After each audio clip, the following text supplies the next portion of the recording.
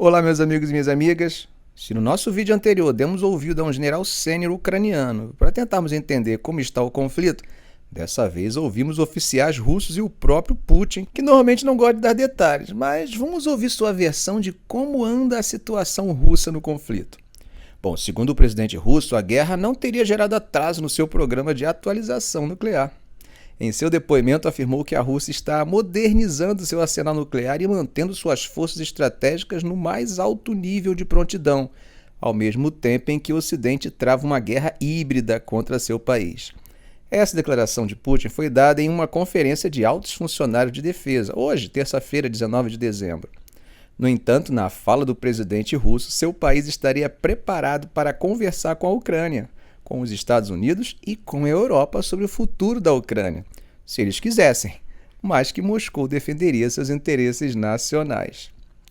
Vejamos exatamente o que ele disse. Na Ucrânia, aqueles que são agressivos em relação à Rússia, e na Europa e nos Estados Unidos, eles querem negociar? Deixe-os. Mas faremos com base em nossos interesses nacionais.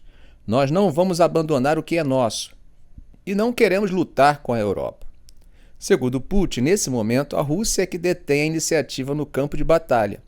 Ele repetiu ainda que os russos não iriam abandonar os objetivos daquilo que ele chama de operação militar especial.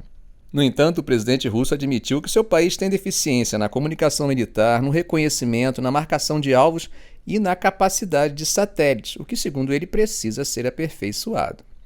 Outro ponto que ele abordou foi sobre a economia de guerra, mais precisamente a indústria. Segundo ele afirmou, a indústria de defesa da Rússia estaria respondendo mais rapidamente do que a do Ocidente. E não ficou por aí, apresentou números dessa produção. Conforme o relatório apresentado pelo ministro da Defesa do país, Sergei Shoigu, a produção de tanques da Rússia teria aumentado 5,6 vezes desde fevereiro de 2022. Os veículos aéreos não tripulados, 16,8 vezes. E as munições de artilharia, 17,5 vezes. Shoigu disse ainda que a Rússia havia recebido 490 mil soldados contratados e voluntários em 2023 e que no próximo ano Moscou tentará aumentar essa força contratada para 745 mil homens. O ministro da Defesa russo disse que as forças russas colocaram nada mais, nada menos do que 7 mil quilômetros quadrados de campos minados na Ucrânia, alguns com até 600 metros de largura. Além disso, teriam instalado 1,5 milhão de barreiras antitanques e 2 mil quilômetros de trincheiras antitanque. Putin novamente chamou atenção para o tema da OTAN e de que a Ucrânia não deve integrá-la. Veja o que ele disse sobre isso. A adesão da Ucrânia à OTAN não é aceitável para a Rússia nos próximos 10 anos, nem 20. Todas as tentativas de infligir uma derrota estratégica à Rússia fracassaram. Enquanto isso, um relatório publicado pelo Centro de Resiliência da Informação na Ucrânia afirmou que a Rússia danificou ou destruiu quase todos os edifícios da cidade ucraniana de Avdiivka. De acordo com eles, todas as 17 instituições educacionais da cidade foram atingidas. Além disso, 9 das 11 clínicas médicas, todas as 5 igrejas e os 3 grandes supermercados da cidade foram alvos dos bombardeios russos. O distrito mais afetado é Khimik, formado por habitações da era soviética. Eles disseram que as forças russas tiveram como alvos 26 arranha-céus do centro da cidade em uma aparente tentativa de impedir que o exército ucraniano os usasse como poste de observação. Segundo eles, houve ataques a 25 dos 26 arranha-céus, que um dia abrigavam milhares de pessoas. Belém Carrasco Rodrigues, que liderou o projeto que resultou no relatório, disse o seguinte: Avdiivka tem sido um campo de batalha central na invasão em grande escala da Ucrânia pela Rússia. O bombardeio da cidade tem sido implacável. Quase nenhum edifício do centro da cidade ficou ileso, com quase toda a infraestrutura civil crítica, como escolas, hospitais e supermercados, em grande parte destruídos ou danificados. A estratégia russa envolveu o bombardeio indiscriminado de áreas urbanas ao lado do uso de armamentos mais precisos para atingir edifícios específicos.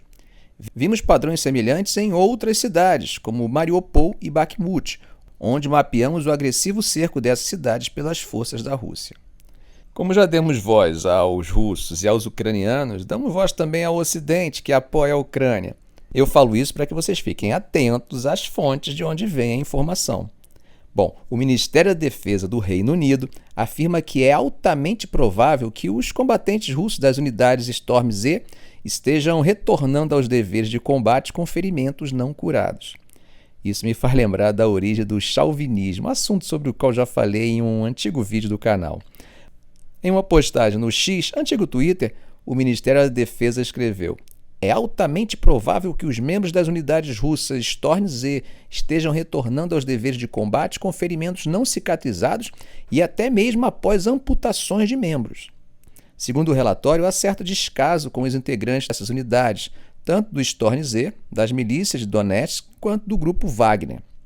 A inteligência ocidental diz ainda que é provável que os recrutas condenados, que compõem uma grande proporção das unidades Storm Z, sejam especialmente suscetíveis a receber tratamento precário.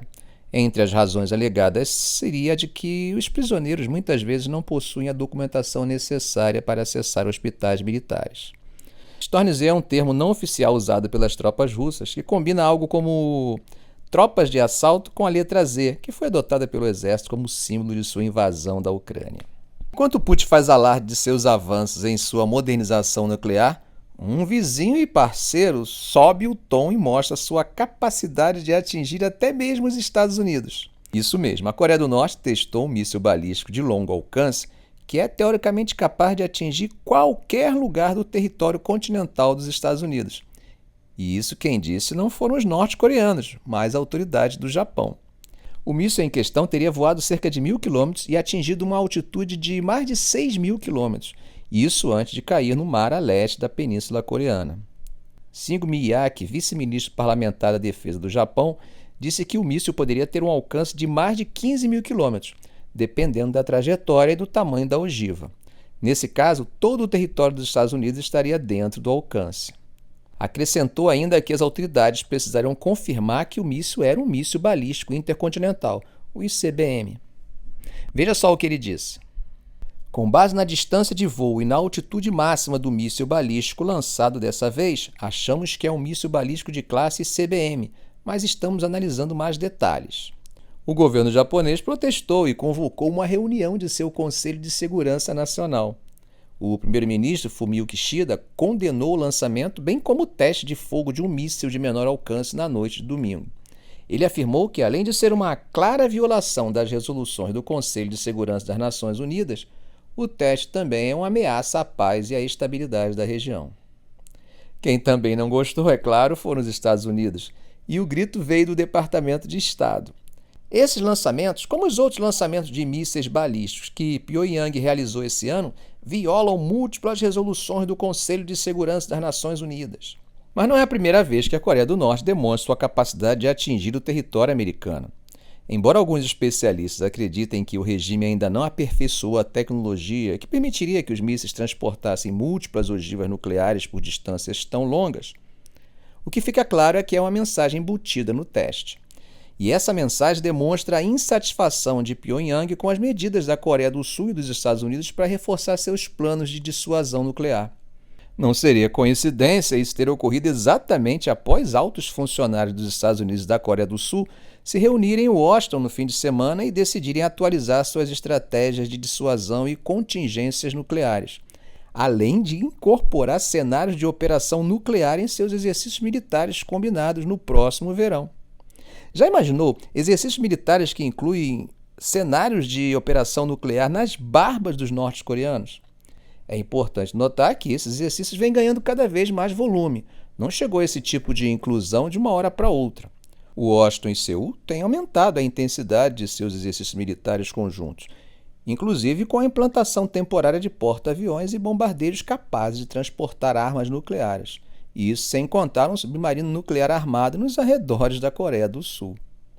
O mais interessante é que, quase que ao mesmo tempo em que os norte-coreanos faziam seu teste, a China fazia uma declaração de aliança com a Coreia do Norte.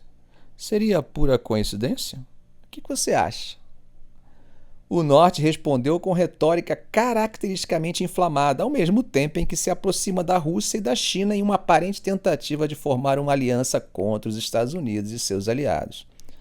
O líder norte-coreano, Kim Jong-un, se encontrou com Vladimir Putin em setembro e a mídia informou que o chanceler chinês se encontrou com o vice-ministro das Relações Exteriores da Coreia do Norte, Park Myung-woo, em Pequim na segunda-feira, antes do aniversário do estabelecimento de relações diplomáticas entre os dois países. Antes mesmo do teste, o Ministério de Defesa norte-coreano já havia criticado a decisão de Seul e Washington de incluir cenários de operação nuclear em seus exercícios militares conjuntos. Para eles, isso era uma ameaça aberta pelas forças hostis de potencialmente usar armas nucleares contra o Norte. E não ficou por isso. Disse que essa tentativa de usar forças armadas contra a República Popular da Coreia do Norte enfrentará uma contração preemptiva e mortal. A situação nunca foi das melhores, se é que você me entende, mas as animosidades entre as duas Coreias se aprofundaram depois que a Coreia do Norte lançou seu primeiro satélite militar de reconhecimento no espaço em 21 de novembro, o que violaria as proibições das Nações Unidas.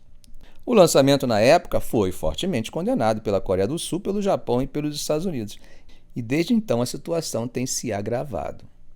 Ficamos por aqui. Se esse vídeo foi útil para você, faça um comentário, compartilhe em suas redes sociais, dê um like. E é claro, se ainda não for inscrito, inscreva-se no canal e ative o sininho. Ok, gente? Um grande abraço do professor Arão Alves.